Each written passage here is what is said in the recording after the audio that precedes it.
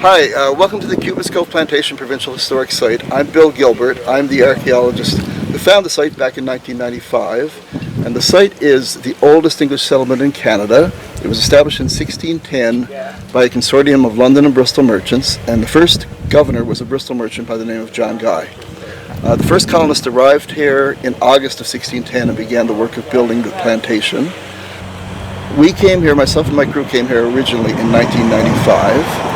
And we came here because although people had known since the 1880s that the plantation, the settlement, was somewhere here in Cupids, before we started our survey, we started on the 7th of June 1995, I went back to the original documents to see if I could find any clues that would help us to narrow down the location. And there were 3 clues. John Guy, the first governor, mentions that the plantation was 12 square feet from the lake on the hill here, and a score is a distance of 20 paces. So 240 paces, 12 square, 240 paces. Both John Guy and Henry Crowd, another colonist, mentioned that the plantation was close to a stream, and there used to be a stream that flowed just a little bit to the west of here. And Henry Crowd mentions in his diary that the plantation was on the landward side of the little saltwater pond here at the bottom of the harbour. So those are the 3 clues. We started about a half a kilometre to the west of here, and we worked our way east. And we quickly eliminated about 80% of our survey area because all this low ground, as the local people had told us, was originally a marsh that had been filled in over the last couple of hundred years and would have been totally unsuitable for settlement in the 17th century. That left us with a nice level terrace, which you can see rising up in the background up here at the back, behind the house here. And we walked up onto the edge of that terrace on the 16th of June 1995. And that's where we actually found the site. And we've been digging here ever since. So I can take you around and show you some of the things that we found. I guess the first thing I should mention is that originally the salt water was much closer than it is now. All of this is fill out here.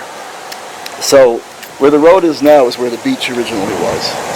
And if you look down here, you see the outline of a rectangular structure, the footing for a rectangular structure. We know from our archaeological work but that's the base of a building that was built sometime before about 1640. We don't know exactly what it was. Our educated guess is that it was probably a storehouse for salt cod. Because that's how the colonists here were basically making their living. They were catching cod, salting it, drying it, storing it, and then in the August, September, it was being shipped to the markets in southern Europe. So the main markets were places like Spain, Portugal, southern France, and Italy. That's where most of the Newfoundland cod went at the time. If you look down here, you can see the outline of the building. And if you look over here, you can see the outline of a pit that runs along here. It's not all totally excavated yet. First, when we found this pit, I assumed that it was probably part of this building. And I thought maybe it was a privy or something that had been dug, you know, an outhouse or whatever. But now that we still haven't fully excavated it, but we're in the process of excavating it. And we now realize that this pit actually predates this building because this building was built over part of it. It was the pit this building, and then this building was built over part of it. We're now pretty sure that what this pit, is the first saw pit that they dug when they came here in August of 1610. We know that John Guy says in his first letter that when they arrived, they dug a saw pit hard by the water side, and the guy says they built a wooden frame building over it, covered in pine needles. Given the shape of the pit, its age, and what we know of saw pits from other areas, it's pretty clear that this is the original saw pit from 1610. One of the first things they would have done when they arrived here. So now I'm going to walk all the way up here.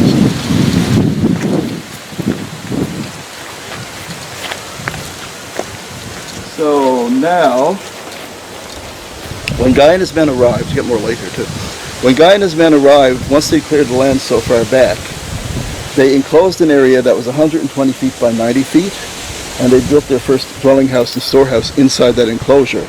The enclosure is actually in there, the original enclosure. We also know that by the spring of 1611, Guy had mounted 3 cannons to guard the harbor. And if you see these these stone features here, this is actually the remains of a defensive wall. It looks like 2 walls, but it's actually the inner face and the outer face of a stone wall that would have been filled with rubble. It's 9 feet thick, 9 feet wide, probably would have been about 7 or 8 feet high originally. And it's a defensive wall. It's the remains of a defensive wall. And that semicircular feature in behind the wall there is a gun platform for a cannon. So that's for one of the cannons that they had mounted. But now this is all stone construction. We know that the original construction here at the plantation was wooden in 1610. But we also know that they were having a lot of trouble with piracy in 1612. And as a result of that, they undertook a major upgrade of the defenses. So we think that all the stonework that you see here is actually part of the upgrade from 1612. We have a letter that the treasurer of the company wrote in September 1612, John Slaney, and he says, "Master Guy is now building a fort, and when it is finished, the place should be impregnable should the pirates come again the next year." So that's from September of 1612. So this is probably construction from that upgraded the defenses in 1612. Were there many pirates around here? They were having a lot of trouble with piracy. In 1612 was a particularly bad year, yeah. I don't know if you've heard of the pirate Peter Easton, but he's well known in Newfoundland, not as well known outside of Newfoundland, but he was one of the head guys, that was causing problems. The colonists here had actually were in the process of establishing another settlement at Renews on the southern shore, which they were forced to abandon because of the pirates. And everybody withdrew back to this place and began to fortify the plantation. So I'm going to walk over here.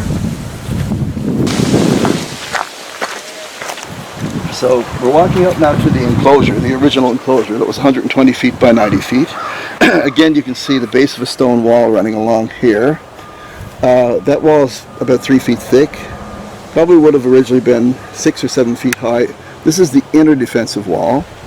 And this again is stone construction, and is probably part of that upgrade from 1612. Because we know the original defense works were wooden. We know they were wooden palisades. John Guy talks about great posts and rails set in the ground, wooden platforms for guns, that sort of thing. And if you look over here, we do have some evidence of the original. I don't know how well you can see it, but for instance, right here is a dark stain. Right here, that's a post hole from one of the posts from the original palisade. There's another one down there, and so these post holes are all these posts were all placed 12 feet apart, and they ran along here for 120 feet. And I'll take you over after and I'll show you what we found. We measured over the 120 feet, and we found the other side of the palisade down there as well. This is the first page from John Guy's first letter that he wrote back in 6th of October 1610, back to England. And the reason we don't know the exact day that they arrived is that there's a burn hole right here. So he says, "And then preceding the burn hole day of August, we arrived all in safety at Cooper's Cove." So I guess we'll never know, unless there's another copy of this letter somewhere else, the exact date that they arrived. We know that they did arrive in August. And right here, the second governor of the plantation was John Mason, and John Mason was originally from King's Lynn in England, and Mason arrived here in 1616. He spent a lot of his time charting the coast. He produced a map of Newfoundland that was published in 1625. This is a detail from that map, and it looks odd until you realize that he has north at the bottom. Once you realize that, you can see here's Torbay, here's St. John's, here's Petty Harbor, Bay Bulls, all these places along the east coast of the Avalon. This is Cape St. Francis, this is Bell Island, and here you can see Cupids Cove. So this is the first map from 1625 to actually show the location of the plantation. And this is an artist's depiction of what the plantation would have probably looked like in the fall of 1610 when they were in the process of building the plantation, putting up the first dwelling house, putting up the palisade, that sort of thing. So we'll walk into the enclosure. We're inside the enclosure now. We just walked past where the west wall would have been. There's a post right there that we put there, but it marks the line of the west wall running that way and on down through there. When you look around, you'll see a combination of 17th century and 19th century features. We're inside a 19th century building now. There's a footing runs around here. It's probably a barn or something. Over there you can see the remains of a 17th century wall. But the main thing that we're finding in this area is evidence of the blacksmith shop. So there's a dark stain just over there, semicircular stain up against the wall. That was a slag heap, a slag pile. So we took about 120 pounds of slag out of that, which is waste from processing iron. And that was the first clue we had that we were somewhere near the forge, the blacksmith shop. A couple of years later, we found this ditch that runs along here and runs on up. You see that semicircular feature, a circular feature up there. Now, of course, we put the gravel down so you could see it better, but this is the way it ran. We think that this is probably the drainage ditch for the slack tub, which is the tub of water that the blacksmith would have used to cool down the hot metal as he was working the metal. So that led us up to this area up here.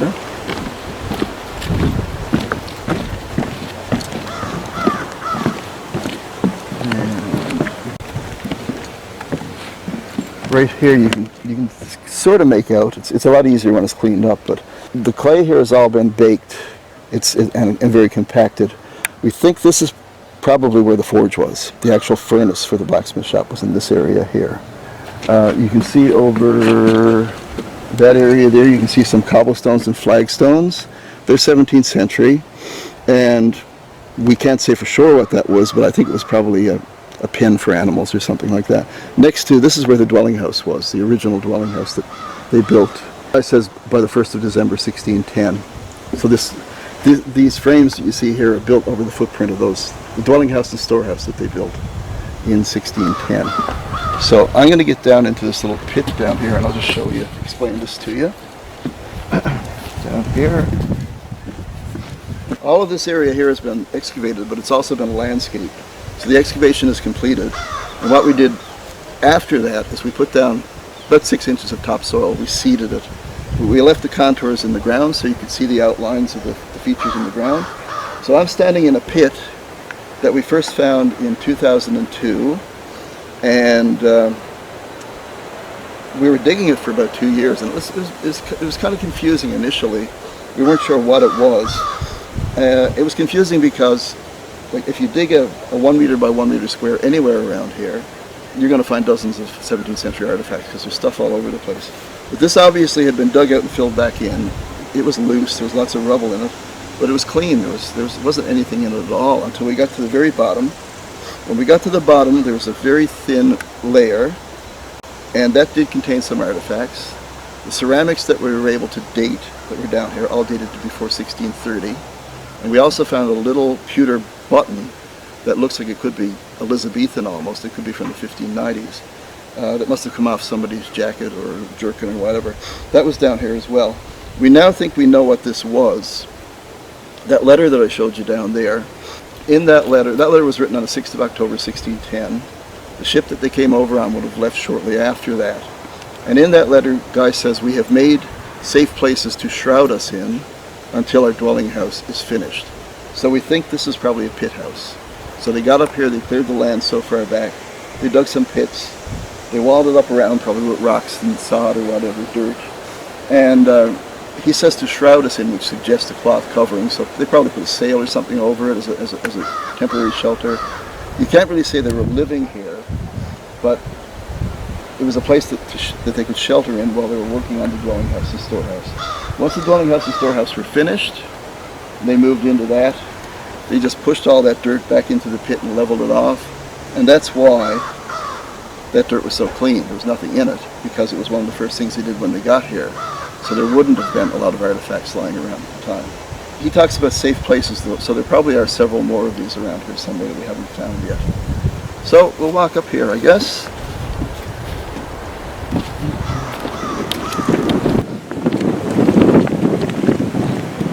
So I guess it's pretty obvious what this is. This is a cemetery. We found this cemetery initially in 2007, and this is where our back dirt pile used to be, a spoil heap. all the dirt up until 2008, all the dirt that we had dug out and screened was here in a pile. It was about 50 feet long, it was about 25 feet wide, it was about 8 feet high on this end, and our screens were up on top of that. So all the dirt we screened, well, since we got here in 1995, really was in this area. On the 15th of November 2007, we came up. It was a beautiful fall day, and we came up, and the crew was just doing some end-of-season work. They were raking up leaves and stuff, and we were going to dump the leaves over next to the back dirt pile, and in the process of getting the ground ready to do that, there was some old half-rotten wood that we took and we moved and we dumped up here, and then under that there was an old mesh gate that was half buried in the ground, which I was going to leave there.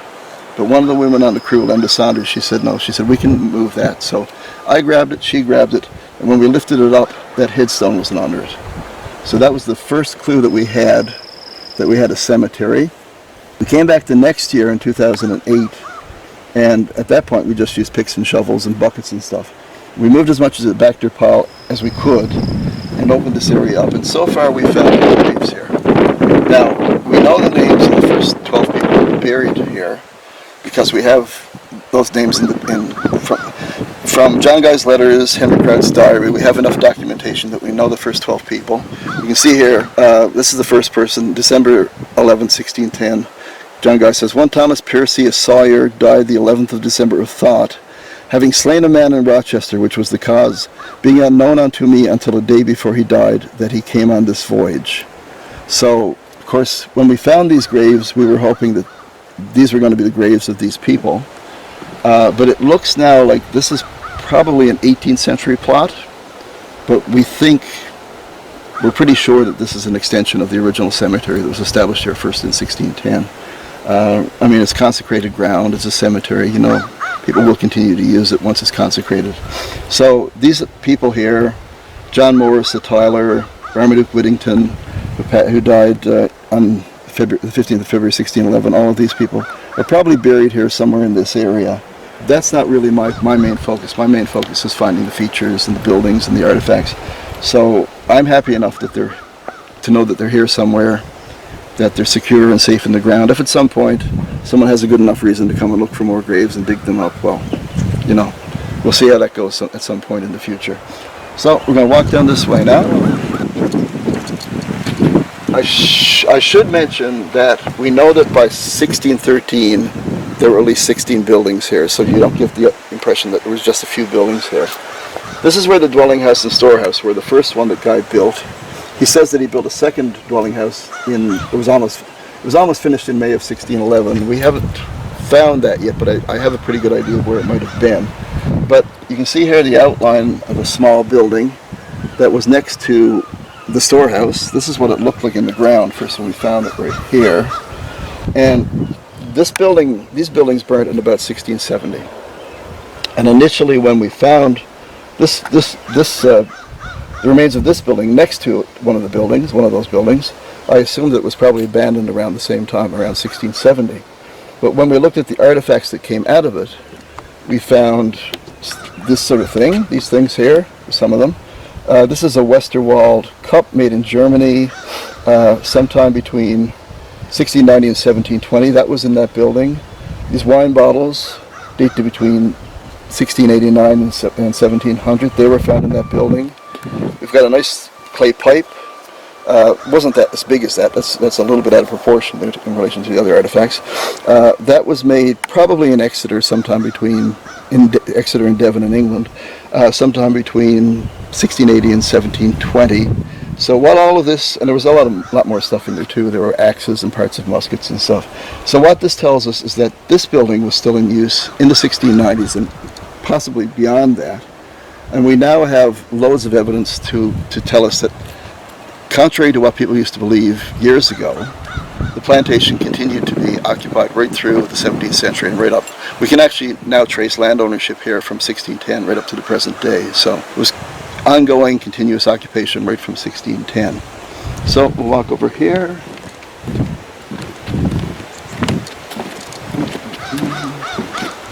I mentioned the footprint of the buildings, just to give you some idea of what the footprint would have looked like. This is the storehouse. You can see here, This is the builder's trench that was dug for this end of the building here. This is the cellar in here. This is the base of the chimney base. That is the first feature that we found when we came here. That's part of the burnt floor of the dwelling house going that way. So, you know, you can pretty well see. We have the exact, the documents, all the documents tell us is that he built a dwelling house and storehouse, and it was finished by the 1st of December 1610. But we had actually now, as a result of the archaeology, we have the actual footprint of the buildings. We know how they were laid out, how they related to each other. And we'll go up and we'll have a look inside here now.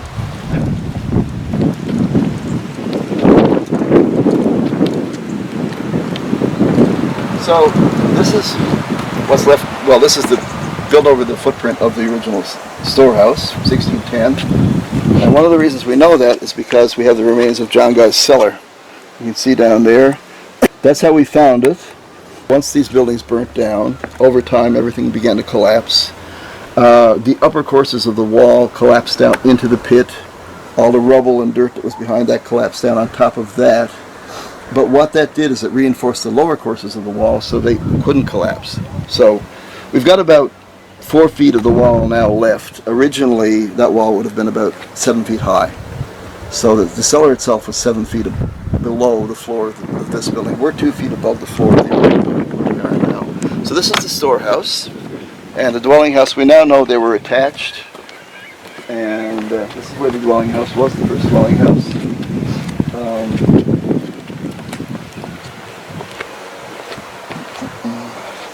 So this mound here is over the original chimney base that we found, the first thing that we found back in 1995. It's here to protect it because it's so unstable that you just can't leave it exposed. And this is what the chimney base looked like when we had it totally exposed. This is part of the footing for the storehouse running along here, over in this area here. So you need to picture a chimney rising above the roof, up above here, smoke coming out of it back in 1610, 1611. This chimney had a 6-foot wide brick-lined fireplace built into it that opened up into this room and heated this room, and of course people would have cooked their meals on it as well. We know that the building had mostly wooden floors, and we know that the floorboards were 10 inches wide and ran this way. And we know that because we have the burnt floorboards still below this. We found them when we were digging here, and they're still preserved and on the ghost structure.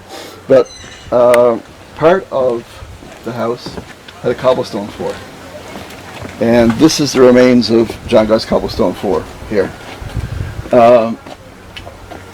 Again, I can't say for sure, but I think there's a good chance that this was used. They brought goats over with them, so they probably kept some of their goats in here, at least for the first couple of years. It wasn't that unusual at the time, and for quite a while after in parts of England, for people to build these long houses, and people would live in one end of the house and they keep their animals in the other end. And that seems to be what happened here. That's the floor. And we'll just go over here. And you can't see this very well probably, but and under all that sand there's cobblestones, there's flagstones there from, it's a floor anyway, whether it was inside or outside a building, I'm not absolutely sure. There's a pit down here, which was probably originally part of this building. It's about 3 feet below the floor of the house. We don't know for sure what it was used for. It's been suggested that it was used, they might have kept some of their pigs in there, their hogs. But we do know that once this building came down, this was used as a midden, a dump. So they dumped stuff in here. For about 20 years or so, stuff got dumped in here. Holes in the ground are always really great for archaeologists because stuff just gets dumped in holes, So in here we found some really nice late 17th century artifacts from the 1680s to 1690s. But we also found the jaws and teeth from cows and pigs. So what that tells us is that not only was the area in use still in the 1680s and 1690s, but they were butchering animals here at the time. And as I've already mentioned, we can now trace the land ownership here right from 1610 right up through. So how many people do you think dwelt here? By the winter of 1613, there were 64 people here. Now, Gillian Sell, who's a historian who wrote a very good book on 16th and 17th century Newfoundland, published it in 1969, suggested that was the peak of the population, but I don't know if we can really say that for sure, you know. And we do know, for instance, that some people stayed, some people moved on probably to New England or wherever. Some people probably went back to England, but some people also moved out to other parts of Newfoundland. And you asked about earlier about descendants. Well, we do know that the first English child in Canada was born here. So that was Nicholas Guy's son, born on the 27th of March, 1613. And we know that the Guy family moved to Carbonear, which is, how far is it? Maybe 20 miles north of here. And the Guy family, you can trace the Guy family right up through, right, in Carbonear, right into the 18th century. So that, you know, they continued on, as did a number of other families as well. As soon as we started digging, it was obvious to us from the archaeology that the site had been occupied throughout the 17th century. There were artifacts, you know, right throughout the 17th century here. But we didn't have the names of any of the later settlers here until in 2009, Susan Snellgrove, who's an amateur genealogist, although she's a very good researcher. She's referred to as amateur, but she's done a lot of really good work. She was doing some work at the National Archives in London, and she found a will. The first when I found out about it, I was amazed, really, because it turns out it's the will of Master James Hill, and was written here in March of 1674. And in the will, James Hill leaves all of his property to Thomas Butler, now of Portagrave, is what he says. Portagrave is just across the harbor, just over here. And the Butler family, we can trace the Butler family in Newfoundland right from the late 17th century, mid-17th century, right up through to the present. There's still lots of Butlers here, especially in Conception Bay, quite a few Butlers. We also know that Mary Pinn, who was almost certainly Thomas Butler's daughter, left the land to her son, Henry Pinn, in 1737. And we can trace the land ownership from there right up through to today. It became a provincial historic site in 2010. This is starting to grow. I haven't been up for a look in a while. So this is our beginnings of an attempt at a period garden. John Mason, the second governor, he published you can't really call it a book, it's only about 40 or 50 pages long, a short book maybe, or a pamphlet in 1620, in which he described the flora and fauna of the island, and he also described what he was growing here at the time. And so what we've done is we've planted some of the things that he says he was growing, and so we have things like radishes, turnips, lettuce, parsnips, carrots, peas, that he all says that he was growing in 1620. And we've used his spellings. So if you look at this, the spellings may look a bit odd in some cases, but they're actually the spellings that he used in his book in 1620. And it's in an early 17th century script, just to give you an idea of what the handwriting would have looked like. Some of the earlier artifacts that we found. This is an Elizabethan silver fourpence. It was minted in the Tower of London sometime between December 1560 and October 1561. That was found just, well, actually where the vegetable garden is there now. This is one of, well, hundreds of clay pipe bowls that we found, tobacco pipes. We found 6 of these around the dwelling house, and these were all made in London sometime between 1590 and 1610. So if you know anything about clay pipes, they're extremely fragile, they break very easily. So more than likely these came over with the original colonists in 1610. And here's an amber bead. It's not as big as that, it's only about this size really, that we found just outside the storehouse. We found about 500 trade beads here, glass trade beads. But this is an actual amber bead, and it's significant because John Guy mentions that he had amber beads, and that he took amber beads with him into Trinity Bay in 1612 to trade with the Beothuk people. So this may well be one of the amber beads that fell out of his purse or whatever before he left for Trinity Bay. To give you some idea, this is Hilary Cass's our dwelling house would have looked like if you were to walk into the house and turn to your left to look towards the fireplace. Probably would have looked very similar to this. The artifacts that are shown here, we found at least fragments of all of these things in and around the dwelling house, so we know that they were using those things. And this is Hilary Cass's depiction of what the dwelling house and storehouse would have looked like in the fall of 1612.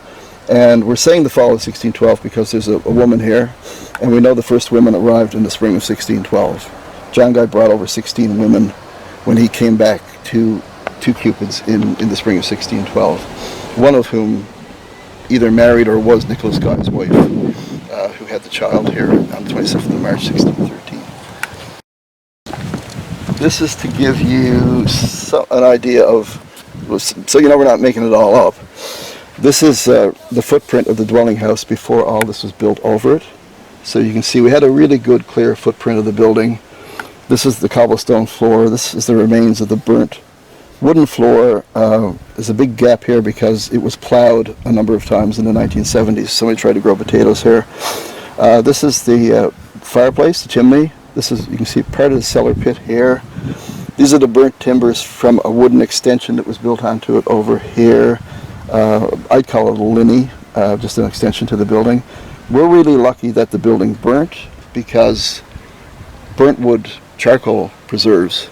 If it was just wood in the ground, it would have rotted and there would have been hardly any trace, maybe some nails, that's about it.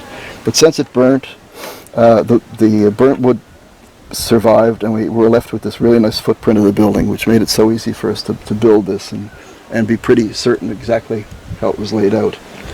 I showed you the Elizabethan silver fourpence. This is a fairly recent discovery. This was found in 3 years ago now, almost 3 years ago. So this is a Henry VII silver half-groat. It was minted in Canterbury in England sometime between 1493 and 1499. This is the face, the obverse. This is the reverse. This is Henry himself right here. So that was a major discovery when we found that. We got a lot of media attention from that. I mean, people were jumping to assumptions and saying, well, perhaps John Cabot, or one of the early explorers, was here in Cupids in the late 16th, late 15th century or whatever, early 16th century. But that's pretty clearly not the case. Almost certainly this coin was dropped by one of the colonists when they were building the defensive walls here. I mentioned that the enclosure was 120 feet by 90 feet. We had the northwest corner post over there, and we had the line of the wall because we had several more post holes running east from it. So a few years ago we took a measuring tape and we just measured 120 feet along that line, and it took us to here. So you probably can't see it that well because it's dried out, but that's the post hole. That's the 120 foot mark right there. So this is the other end. This is the northeast corner of the enclosure. If you look along here where we've got the boards laid down, they run along the ditch for the east wall of the enclosure. And that post right at the end down there is either right on or pretty close to where the southeast corner post would have been for the enclosure. So it's good, you could sort of pan across, you could see it really well. And you can see here, this feature extends out from the line of the wall. And I'll just show you the photos here. You can see it better. So if you were standing here when this was all cleaned up and you can see it properly, this is what it looks like, what it looked like. This is the east wall here. These are two really large post holes at the corners there and there. They're 1 meter across. There's two more post holes here, here, and here for these corners. This is what's left of a bastion or a flanker. So that's a tower for a cannon. So there would have been, this would have been probably 7 feet high or so. There would have been a cannon mounted up here, and straight out through here is the harbor. So you can see right out the harbor, right? Can't now because the house is in the way, but so a cannon mounted here could easily fire a ball right out to the harbor entrance if somebody that you didn't want to get in the harbor was trying to get in the harbor. We do have some evidence of destruction here. Most people in Newfoundland know of Pierre Le Moyne d'Iberville, and during the 1690s and into the early 1700s, England and France were fighting for control of North America, including Newfoundland. We know that by 1696 there were at least 44 English settlements here on the English shore. During those wars, Pierre Le Moyne d'Iberville came to Newfoundland from Quebec. He led a force of French soldiers along the English shore, and it's war. He burnt most of those settlements. He destroyed most of those settlements. We don't have a direct reference to him attacking Cupids, but we do know that in February of 1697 he was trying to capture Carbonear Island, where a lot of these settlers had gone to defend themselves. It was a fortified island off Carbonear, and in February he heard that the people in this area were starting to rearm, that they'd captured a French soldier. So he sent in half his force to destroy Brigus, which is just over the hill here, Portagrave, which is across the harbor, and all the surrounding habitations. And we actually have physical evidence that the inner defensive wall here was breached by cannon fire in the 1690s.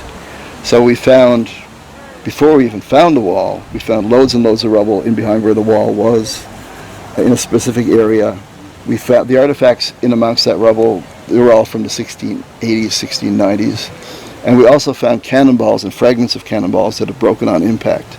So it was pretty clear that somebody had set up a cannon here sometime in the 1690s and breached that defensive wall. They knocked a big hole in it. And I mean, who else could it be? It must have been d'Iberville and his men that did that. I mentioned the land ownership. I've already mentioned Henry Pinn, who acquired the land from his mother in 1737. Henry died in 1750. His widow, Anne, in 1774, she sold the land to a Harbour Grace merchant named John Clements. John Clement died in 1802, and in 1806 his executor sold the land to George Smith. And in 1813, he sold it to George Smith for £100. In 1813, Samuel Sprackman bought the land from George Smith for £70, and Samuel Sprackman's house was right here. The house that he built was right here, and this is what's left. This is the cellar of Samuel Sprackman's house from 1813, and you can come down and have a look. There's shadow, so I don't know how well you see it, but this is what's left of his wall. The walls from his cellar, and you can pretty well picture what he did, because when he came here in 1813, the ruins of that defensive wall would still be standing. It'd be a big breach in it from the cannon fire, and it'd be falling down. But what he did is he went into the breach in the wall. He started digging a hole and passing down the stones from John Guy's defensive wall, and he built a cellar from the remains of John Guy's defensive wall. Right? The house that you passed, and I think we're going to go down and have a quick look at that house when we go down there. That house was built by Samuel's son, John Sprackman, in 1847 or thereabouts. And this trailer here, the lady who uses this trailer, her family is she's a direct descendant of Samuel Sprackman. She's actually Samuel Sprackman's great-great-great-granddaughter. So we've got a continuity of settlement here right up through. Yeah, so I've already mentioned Samuel Sprackman, who purchased the land in 1813. This house right here is his youngest son, John, built this house in about 1847. So we restored the house to its original appearance in 2010. And if you want, we can go inside and have a look. Let's look inside.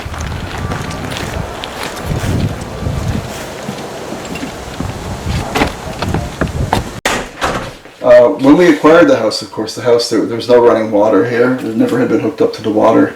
There was very little in the way of electrical, really, except for a few light bulbs hanging down. But we've restored the house and renovated it on the inside. If you come in here, sort of a little museum area here.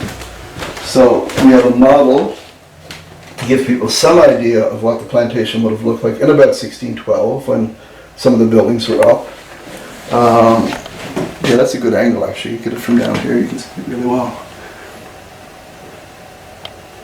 One of the things I've noticed is it's really good for kids because they get right down and they can look across and it looks, right?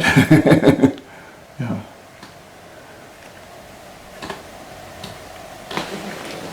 So there's a display here that talks about not just how we found the site in 1995, but how over time people came to realize that the site was here in Cupids. And this is a model of the Endeavour, Bob Halliday's model of the Endeavour, which is the first, as far as we know, the first decked ocean-going vessel built in Canada. She was built here over the first winter, 1610, 1611. She was a 12-ton bark. She was used for any number of things, but what she's best known for is that's the vessel that John Guy and his men, when they sailed into Trinity Bay to meet the Beothuk in 1612, this is the vessel that they sailed into Trinity Bay in. So, it's not the best in here, but this is the first page from Henry Kraut's diary. So Henry Kraut kept a diary here from 1st of September 1612 to the 13th of May 1613, and you can see this is the entries for September 1st, 2nd, 3rd, 4th, 5th, 1612. And here, again, I don't know how well you can see this. You probably can see it pretty well now. First time I came here, people used to say that the plantation was originally called Cooper's Cove, and that over time the name changed and eventually became Cupid's Cove. That's not really what happened. Instead, we know now, I mean, the migratory fishery, you have people here from all over Western Europe, you have people from England speaking all sorts of different dialects, and so people pronounced things the way they thought they should be pronounced. They wrote things, because spelling wasn't standardized, they wrote it the way that they thought it should be written, the way they pronounced it as close as they could. So John Guy, being from the west of England, he had, a hard R sound. He referred to it as Cooper's Cove. He says the place was called Cooper's Cove before he came here. But the name Cupid's Cove, really a matter of whether you pronounce your R's or not, or whether you have hard R's or soft R's. Because quite early on, if you're from the West Country, Cooper's Cove. If you're from Southeast England with a soft R, Cupids Cove becomes Cupid's Cove quite easily. And these are the couple of the first documents to actually use the name, the spelling that we use today. So this is Bartholomew Pearson's letter from April 1613, and he wrote it here in Cupids when he arrived here. He'd been here since August of 1612. And I don't know how well you can see it, but right here, you can see he spells it Cupid's Cove, C-U-P-I-D-S, and Cove with a K. And what he says, he's writing this back to Sir Percival Willoughby, who was one of the main investors in the company and in the colony. And see if I can find what he says. He says, I brought all the fowls, chickens I guess, which you sent over onto Renews, which was our first landing place, because they landed in Renews before they came to Cupids that year. And from there to Cupid's Cove, right? So this is April 1613, and this is the first published document to use the name that we use today, or the spelling and pronunciation that has become accepted now is probably the best way to say it. Because even in the 19th century, people were spelling it different ways. This is Sir William Alexander's An Encouragement to Colonies. William Alexander was a Scottish knight who named Nova Scotia Nova Scotia. He planned on establishing a Scottish colony in Nova Scotia. He sent colonists over in 1622, but they ended up spending the winter of 1622, 1623 in St. John's instead. But in 1624 he wrote this book, I think it's about 120 pages or whatever, An Encouragement to Colonies. And on page 25 he says, the first houses for a habitation were built in Cupid's Cove within the Bay of Conception, where people did dwell for sundry years together, and some well satisfied both for pleasure and profit are dwelling there still, finding small difference between the seasons of the year in that climate and here. Now that last little bit about the climate is probably a bit of an exaggeration, although he is talking about Scotland, not England, so it would have been farther north, but still, the winters here are still a lot harsher than they are in Scotland as well, right? So now up on our observation deck, which is about a 5-minute walk up the hill from the plantation site. A nice panoramic view of the harbour and over across the Port of Grave all the way over there. Perhaps I should mention briefly the headland at the entrance of the harbour, Spectacle Head. It's called Spectacle Head today. The name goes back to at least 1612, or a variant of that name.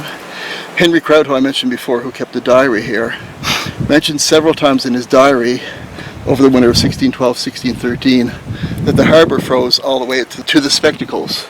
So this is the headland right here. And although you probably wouldn't think it to look up at those cliffs, most of this area up here, once you get past the cliffs, is pasture land.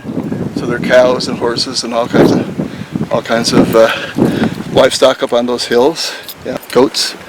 And this is the lake. I mentioned the lake, which Guy says was 12 score from the plantation. This is the lake. It's 2 miles long.